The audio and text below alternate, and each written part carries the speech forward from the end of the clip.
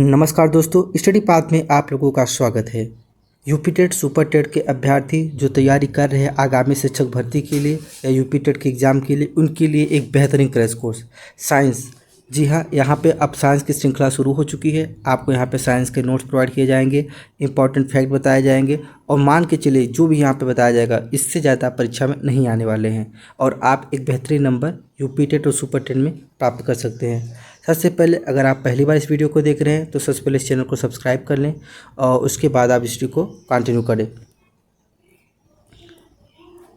तो अगर हम जो साइंस स्टार्ट करने वाले हैं, इसमें हम पहला टॉपिक जो कवर करेंगे वो है फिजिक्स। और फिजिक्स में step by step, chapter by chapter आपको पढ़ाया जाएगा। तो जो पहली चैप्टर है वो है मात्रक। हम मात्रक स्टार्ट करने वाले हैं। तो आप जान सकते हैं कि जो फिजिक्स है, इस फिजिक्स के इतिहास के बारे में थोड़ा सा हम जान लेते हैं। जो फिजिक्स है उसे हिंदी में हम भौतिक विज्ञान कहते हैं, अंग्रेजी में इसे फिजिक्स कहते हैं। ग्रीक भाषा से उत्पन्न हुआ है फिजिक्स और उसे ग्रीक भाषा में इसे हम PHYSIC के साइकी कहते हैं और जिसका अर्थ होता है प्रकृति या प्रकृति का ज्ञान। संस्कृत शब्द भौतिकी से आया है। आप यहाँ पे देख सकते हैं जो हम भौतिक विज्ञान इसको बोलते हैं वो संस्कृत शब्द की उत्पत्ति हुई है, वहाँ से बोला जाता है। और इसमें हम भौतिक जगत के जितने भी हैं, ब्रह्मांड में जितनी भी घटित घटनाएं होती हैं, इन सभी चीज़ों का हम अध्ययन करते हैं भौतिक विज्ञान से। चले जो एग्ज़ाम के पॉइंट ऑफ व्यू से ज़्यादा इंपॉर्टेंट उस पर चलते हैं।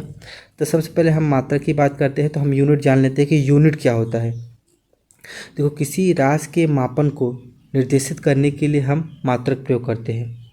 मान के चलिए कि अगर हमें कुछ भी सामान लेना हुआ तो हम कैसे जानेंगे कि वो किलोग्राम में है या लीटर में है या कोई अन्य मात्रक में है। इसके लिए हमें निर्देशित करने के लिए एक मापन बनाया गया है, मानक प्रक्रिया बनाया गया है, जिसे हम क्या कहते हैं, मात्रक कहते हैं। और ध्यान दीजिए, अब मात्रक भी दो प्रकार का होता है। एक होता है फंडामेंटल यूनिट यानी कि मूल मात्रक और दूसरा होता है व्युत्पन्न मात्रक या डिराइव्ड यूनिट। ये दोनों अलग अलग होते हैं। यहाँ पे सबसे इम्पोर्टेंट है मूल मात्रक। ईसाई पद्धति में मूल मात्रक की संख्या 7 बताई गई है और वर्तमान समय में हम इन्हीं 7 मूल मात्रकों को पढ़ते हैं। जैसे कोई भौतिक राशि लंबाई है तो इसका ईसाई मात्रक में मूल मात्रक क्या है, मीटर। इसका संकेत क्या है, यम है। इसी प्रकार से अगर हम द्रव्यमान को देखते हैं तो द्रव्यमान को मास कहते हैं। इसका जो मात्रक है वो किलोग्राम है और इसको हम केजी से रिप्रेजेंट करते हैं। ऐसे ही समय है, समय का ईसाई मात्रक सेकेंड है और इसे हम संकेत के रूप में एस से प्रदर्शित करते हैं। ताप की बात करते हैं तो ताप का मात्रक केल्विन है। इसके पहले जो था उसे डिग्री सेल्सियस में रिप्रेजेंट कराया जाता था, लेकिन अब वर्तमान समय में हम केल्विन का प्रयोग करते हैं। ताप मापने के लिए जो ईसाई मात्रक है वो केल्विन है और इसका रिप्रेजेंटेशन के लिए जो सिंबल है वो के है।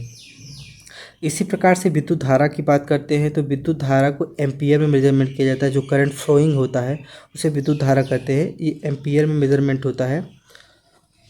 इसका जो संकेत है वो ए होता है, कैपिटल ए। इसी प्रकार से ज्योति तीव्रता, ल्यूमिनस इंटेंसिटी इसको बोलते हैं। इसका जो ईसाई मात्रक होता है वो कैंडेला होता है और इसे हम संकेत के रूप में CD लिखते हैं। ऐसे पदार्थ का परिमाण जो होता है वो मोल में रिप्रेजेंट किया जाता है और इसका जो संकेत भी होता है वो भी MOL मोल ही होता है। तो यहाँ पे आज आप देख सकते हैं कि जो मूल मात्रक है यही मुख्य रूप से मात्रक होते हैं। बाकी जितने व्युत्पन्न मात्रक होते हैं ये इन्हीं मूल मात्रकों से मिल के बनते हैं, जिसे हम व्युत्पन्न मात्रक या डिराइव्ड यूनिट कहते हैं। तो चलिए आगे देखते हैं।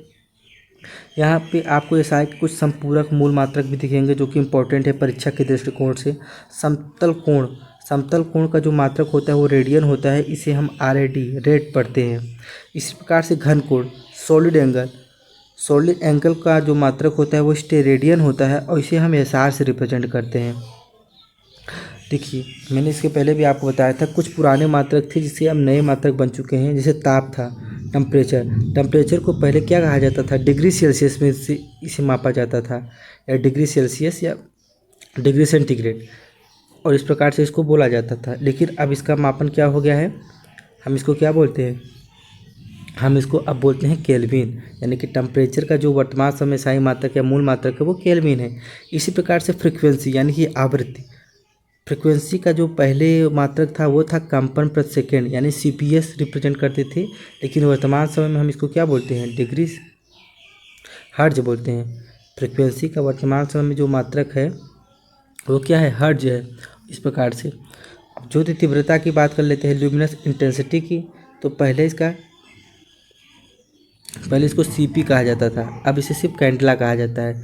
तो ये कुछ पुराने मात्रक है जिसके अब नए मात्रक में बदलाव हो चुका है, तो आप इसे बहुत ध्यान से पढ़िएगा। ये इंपॉर्टेंट बन जाते हैं परीक्षा के दृष्टिकोण से, क्योंकि कुछ लोग पुराने याद रखे रहते हैं लेकिन नए नहीं याद रखते हैं, तो बड़ा कंफ्यूजन हो जाता है एग्जाम हॉल में, क्योंकि ऑप्शन दोनों आपको मिलते हैं। तो चलिए कुछ और भी महत्वपूर्ण चीज़ों को ध्यान देते हैं। जैसे बल की सीजीएस पद्धति में मात्रक डाइन है, ईसाई पद्धति में मात्रक न्यूटन है। थोड़ा सा कंफ्यूजन रहता है एग्जाम में कि कभी कभी सीजीएस में पूछ रहा है या एमकेएस में पूछ रहा है या साई में पूछ रहा है। ये आपको थोड़ा ध्यान देने की जरूरत पड़ती है, क्योंकि हर जो भी राशियाँ होती हैं उनके जो मात्रक होते हैं इन तीनों में होते हैं, तो कोई सीजीएस में होता है या कोई एसआई में होता है या फिर वो कोई एमकेएस पद्धति में होता है। तो आपको याद रखना पड़ता है। जैसे बल का एसआई पद्धति में मात्रक तो न्यूटन है, लेकिन सीजीएस पद्धति में मात्रक डाइन है, और 1 न्यूटन 10⁵5 डाइन का होता है। याद रखिएगा, 1 न्यूटन 10⁵5 डाइन का होता है, दोनों समतुल्य होते हैं। अब अगले प्रश्न की तरफ चलते हैं। जो अगला पॉइंट है, कार की सीजीएस पद्धति में मात्रक अर्ग है।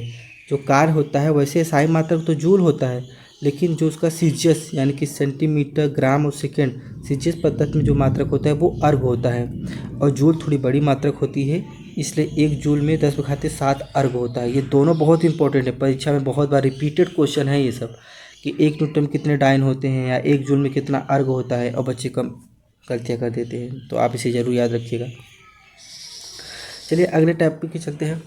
तो हम बात कर लेते हैं व्युत्पन्न मात्रक की। तो व्युत्पन्न मात्रक क्या है? वे सभी मात्रक जो मूल मात्रकों की सहायता से व्यक्त किए जाते हैं या बनते हैं उसे व्युत्पन्न मात्रक कहते हैं। मैंने बताया जो मूल 7 मात्रक है उन्हीं से बनता है व्युत्पन्न मात्रक।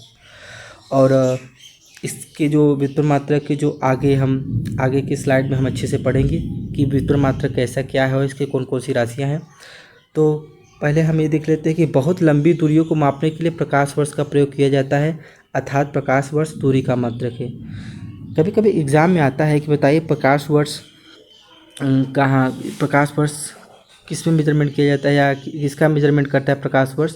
तो लोग सोचते हैं कि प्रकाश का वर्ष है, टाइम से हो सकता है, यहाँ वर्ष जुड़ा हुआ है तो लोग टाइम पे टिक लगा देते हैं, जबकि ऐसा नहीं है। एक प्रकाश वर्ष जो लाइट ईयर होता है वो रिप्रेजेंट करता है कि जो आपके अंतरिक्ष में दूरियां हैं, बड़े बड़े ग्रह, उपग्रह, उल्काएँ हैं, आकाशगंगाएँ हैं, उनको जानने के लिए हम प्रकाश वर्ष का प्रयोग करते हैं, लाइट ईयर का, जो कि काफ़ी बड़ा मात्रक होता है। तो एक प्रकाश वर्ष होता है 9.46 × 10⁻15 यानी 9.46 × 10⁻15 मीटर। काफ़ी बड़ी मात्रक है, लेकिन ये मात्रक किसका है? समय का नहीं है, ये मात्रक है दूरी का। इसी प्रकार से हम देखते हैं कि दूरी मापने की सबसे बड़ी इकाई आज तक जितनी सबसे बड़ी इकाई है वो पारसेक है। दूरी मापने की सबसे बड़ी इकाई पारसेक है, और एक पारसेक 3.26 प्रकाश वर्ष होता है। और एक प्रकाश वर्ष में कितना मीटर होता है? तो एक प्रकाश वर्ष का 3.08 × 10⁻16 मीटर होता है। ये आप लोग याद रखिएगा, ये डाटा बहुत ही इंपॉर्टेंट है परीक्षा के दृष्टिकोण से। तो हम व्युत्पन्न मात्रक की बात कर रहे थे। तो देखिए, ऐसी सभी भौतिक राशियाँ की मात्रक जिन्हें मूल मात्रकों के संयोजन से बनाया जाता है उन्हें व्युत्पन्न मात्रक कहते हैं। देखिए, इसमें भौतिक राशियाँ होती हैं, लेकिन वो बनती हैं किससे? मूल मात्रकों से, और उन मात्रकों से बन करके एक नया मात्रक बनता है जो कि व्युत्पन्न राशियों के लिए व्युत्पन्न मात्रक बनता है। जैसे हम समतल कोण की बात करते हैं, समतल कोण का मात्रक रेडियन है, इसको इस प्रकार से रिप्रेजेंट करते हैं RAD। घनकोण का मात्रक स्टेरेडियन है, इसे SR दिखाते हैं, या मीटर स्क्वायर। इस प्रकार से फ्रीक्वेंसी की देखते हैं, आवृत्ति की देखते हैं, तो इसका मात्रक हर्ट्ज होता है। विद्युत आवेश को देखिए, विद्युत आवेश यानी कि इलेक्ट्रिक चार्ज, तो इसका मात्रक जो होता है कूलाम है। कूलाम किससे बना है? Ampere × second. यहाँ पे देखेंगे एम्पियर × सेकेंड। विद्युत धारा का मूल मात्रक एम्पियर और समय का मूल मात्रक सेकेंड। इस प्रकार से देखेंगे जो कूलाम शब्द है या कूलाम जो मात्रक वो किससे बना है? एम्पियर और सेकेंड से, तब जाके बना है कूलाम, और कूलाम बन गया आपका व्युत्पन्न मात्रक, इसका विद्युत आवेश का। याद रखिएगा, इसी प्रकार से बनते हैं कि व्युत्पन्न जो मात्रक होते हैं वो अलग होते हैं, लेकिन अगर उसे आप मूल मात्रकों से देखेंगे तो कुछ अलग दिखेंगे, इसलिए दो मात्रक बन जाते हैं। इसी प्रकार से वोल्टता विद्युत विभवांतर की बात करते हैं तो मात्रक जो व्युत्पन्न मात्रक होता है वो वोल्ट होता है, लेकिन इसका जो अगर आपसे पूछ लीजिए मूल मात्रक में रिप्रेजेंट करके बताइए तो किलोग्राम मीटर स्क्वायर प्रति सेकेंड क्यूब एम्पियर होता है। इस प्रकार से विद्युत धारिता का मात्रक फैराड होता है, और मूल मात्रक में किलोग्राम प्रति मीटर स्क्वायर सेकंड की घाते 4 और एम्पियर स्क्वायर होता है। विद्युत प्रतिरोध का मात्रक इसी प्रकार से ओम होता है। विद्युत चालकता का मात्रक सीमेंस होता है। बल का मात्रक आप जानते हैं, बल का मात्रक न्यूटन होता है। और अगर हम इसे मूल मात्रक में बदल कर देखते हैं तो किलोग्राम मीटर पर सेकेंड स्क्वायर होता है। इसी प्रकार से दाब और प्रतिबल का मात्रक पास्कल होता है। बहुत इंपॉर्टेंट क्वेश्चन है, आप याद रखिएगा। दाब और प्रतिबल का जो मात्रक होता है वो पास्कल होता है।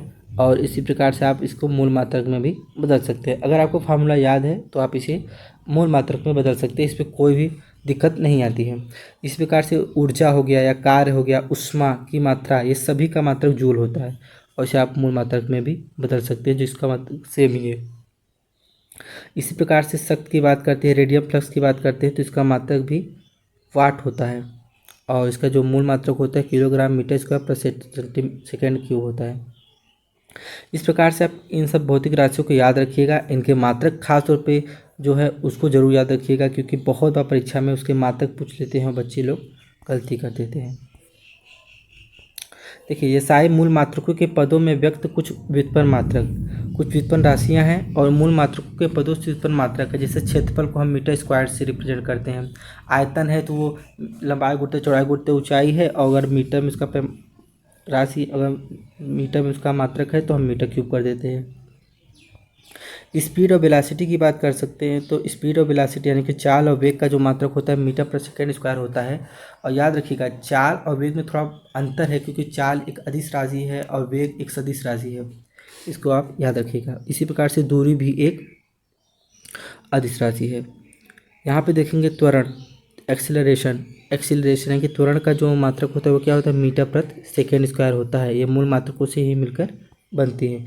इसी प्रकार से वेव नंबर, तरंग संख्या की बात करते हैं तो प्रति मीटर होता है। घनत्व, द्रव्यमान घनत्व यानी कि डेंसिटी और मास डेंसिटी का जो मात्रक होता है वो किलोग्राम प्रति मीटर क्यूब होता है।